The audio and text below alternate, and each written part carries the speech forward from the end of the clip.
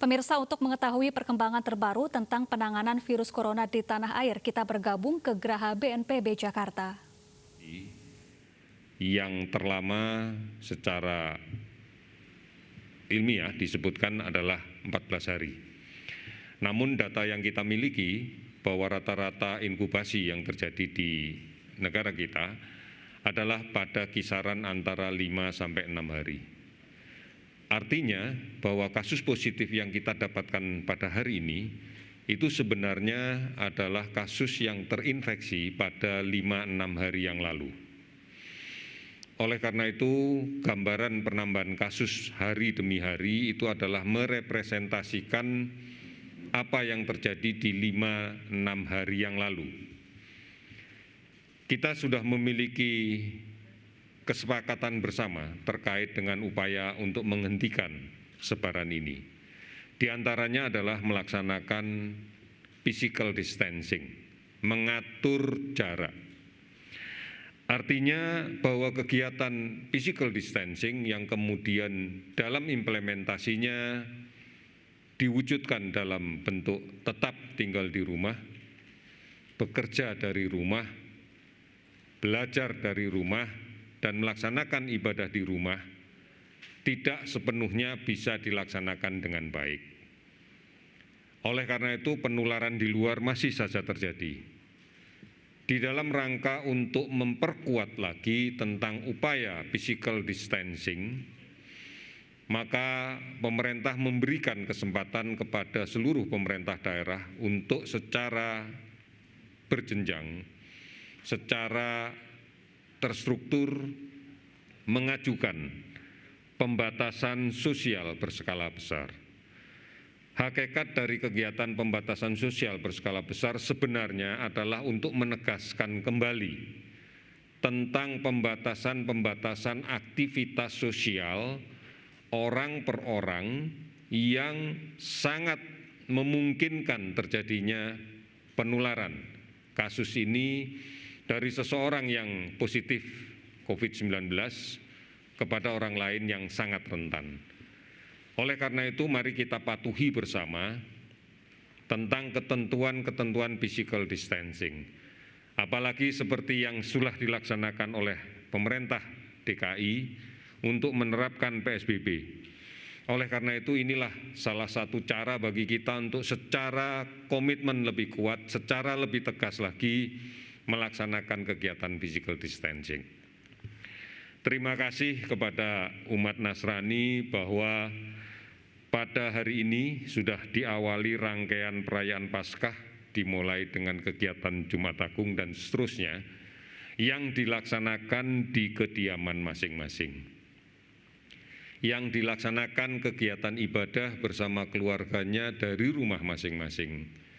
Kami menghargai dan mengapresiasi ini sebagai suatu bentuk nyata dari upaya kita bersama untuk melaksanakan physical distancing, dan untuk warga yang berada di DKI ini adalah upaya nyata untuk kemudian melaksanakan pembatasan sosial berskala besar. Oleh karena itu, kita bangga bahwa kita sudah melihat kesungguhan siapapun untuk mematuhi ini. Karena hanya ini saja kunci bagi kita untuk bisa memutuskan rantai penularan ini. Oleh karena itu, masyarakat yang berdomisili, bertempat tinggal atau melakukan aktivitas di wilayah DKI Jakarta diminta untuk mematuhi pelaksanaan pembatasan sosial berskala besar. Oleh karena itu, ini bukan kebijakan yang baru, tetapi ini kebijakan yang memperkuat tentang physical distancing, tentang wajib menggunakan masker, tentang menjaga jarak. Jadi ini jangan dianggap sebagai sesuatu yang baru, tapi marilah kita komitmennya yang baru untuk lebih tegas dan bersama-sama di dalam kaitan dengan pelaksanaan ini. Tetap berada di rumah, tetap melaksanakan ibadah di rumah, bekerja dari rumah, dan kemudian lakukan kegiatan-kegiatan yang konstruktif di rumah. Kita sadari bersama bahwa saat ini yang sedang kita hadapi untuk beberapa daerah adalah ancaman peningkatan kasus demam berdarah. Oleh karena itu, pemberantasan sarang nyamuk di rumah masing-masing sebaiknya segera dilaksanakan dengan maksimal.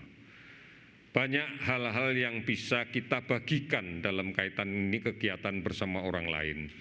Sebagai contoh, sekarang kita bisa memanfaatkan jasa pengantaran barang secara online yang menggunakan sepeda motor. Silahkan ojek online masih bisa beroperasi meskipun nanti diarahkan kepada jasa kurir barang dan makanan. Ini yang menjadi penting untuk kita. Terima kasih saudara-saudara atas kepatuhan dan disiplin saudara-saudara sekalian.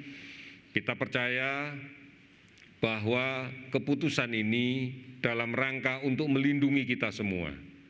Melindungi dari penularan dan orang lain menularkan penyakit ini.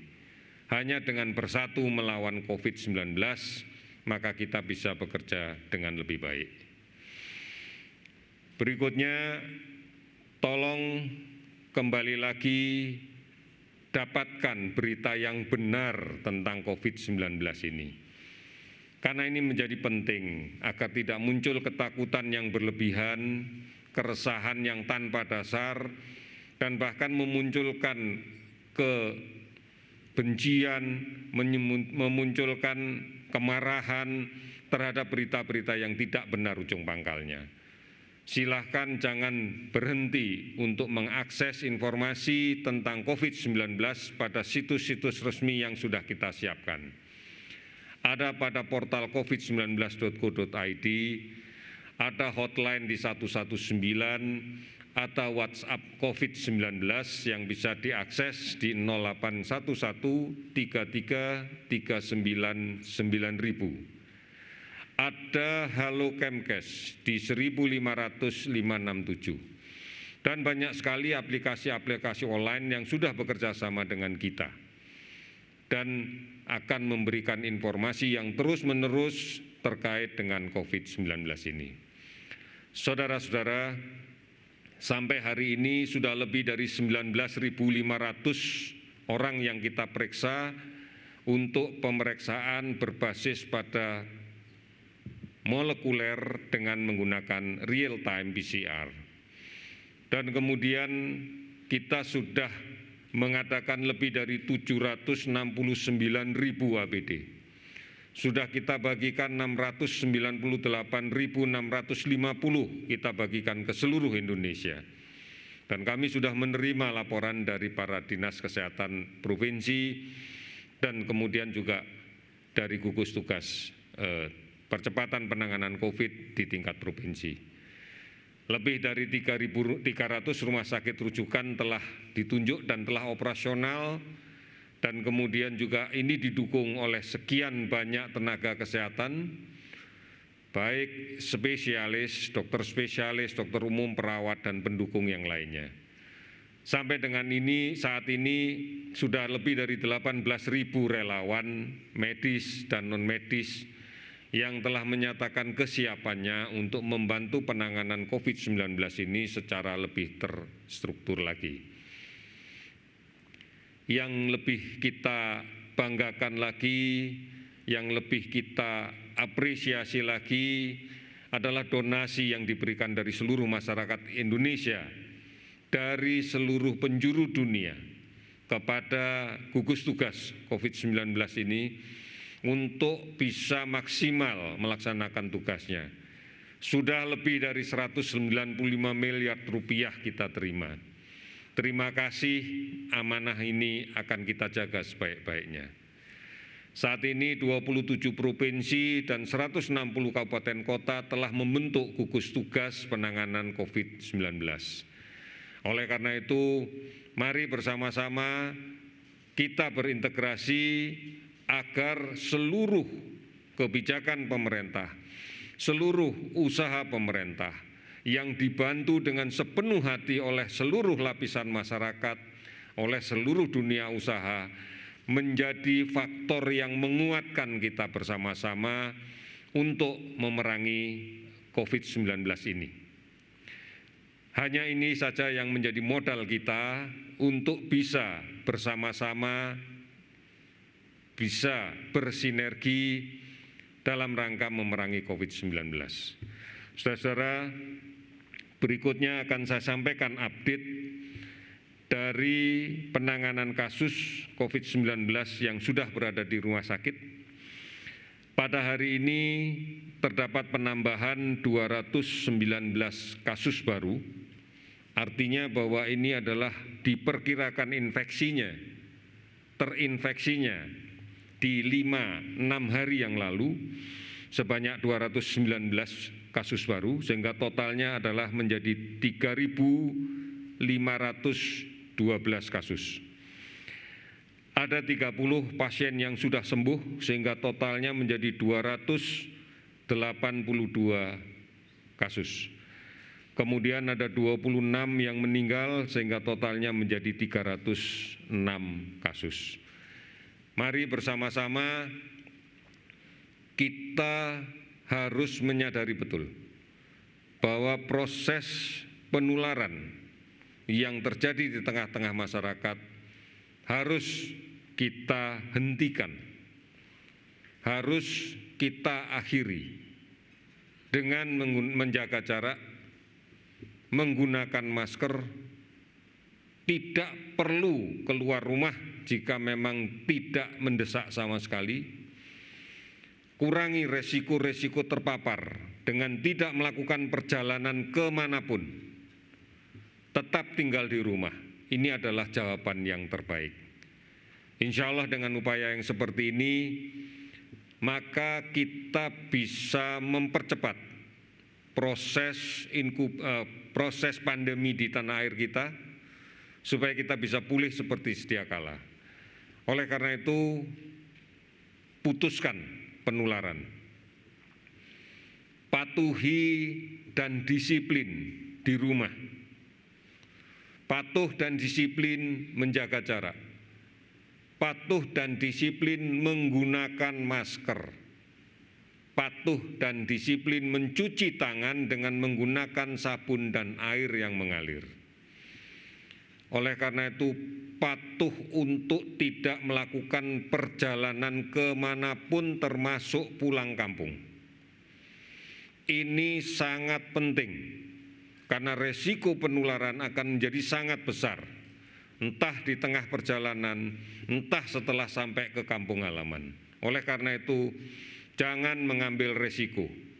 Pemerintah sudah tegas untuk melarang aparatur sipil negara, Polri dan TNI untuk tidak pulang kampung. Kami akan tetap menjaga ini agar penularan kepada saudara-saudara kita yang di kampung tidak terjadi. Oleh karena itu, mari bersama-sama kita tanamkan keyakinan kita bahwa kita bisa melindungi diri kita sendiri, bahwa kita bisa melindungi keluarga kita, bahwa kita bisa melindungi lingkungan kita, bahwa kita bisa melindungi orang-orang lain yang sangat berisiko apabila tertular penyakit ini. Orang-orang tua kita, orang-orang dengan penyakit kronis menaun yang sudah ada, yang memiliki risiko paling jelek, paling buruk apabila terinfeksi ini. Kita lindungi mereka. Kita lindungi dengan sebaik-baiknya. Tidak sulit, tidak membutuhkan energi yang banyak. Tetap berada di rumah. Hanya ini yang bisa kita lakukan, atur jarak di dalam komunikasi sosial. Kita yakin, semua yakin, pemerintah yakin, masyarakat yakin, dan kita semuanya yakin bahwa kita bisa melewati masa sulit ini. Kita bisa dengan bergandeng tangan bersinergi untuk menyelesaikan permasalahan ini. Insya Allah Tuhan pasti akan mengabulkan permintaan kita dengan kesungguhan usaha yang kita lakukan. Sekian, terima kasih, selamat sore.